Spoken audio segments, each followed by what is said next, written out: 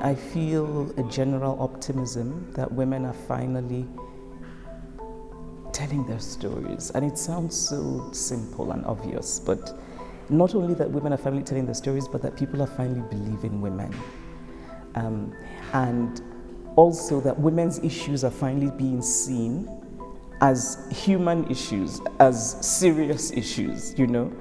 That makes me kind of optimistic, and I think it cuts across the world. There are places where it's not that obvious, but even in those places it's happening.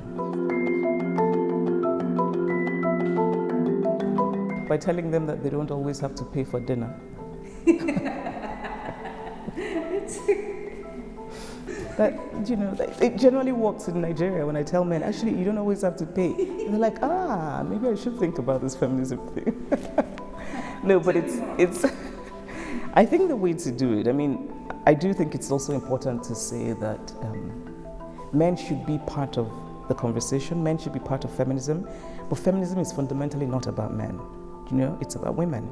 And so I think to get men on board is also to let them know that if women's oppression is lifted, everybody's oppression is lifted, if that makes sense.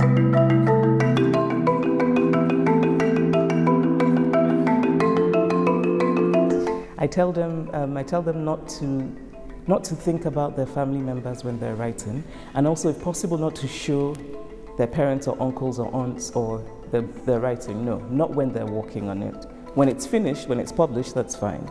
And the reason I say that is because they will censor themselves. We live in a culture that's still, you know, respect for parents is still a big thing. Thinking about your family, not bringing disgrace to your family, that kind of thing.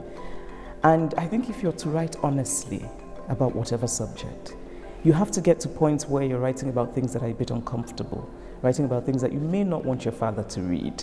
So I tell them, don't show your parents.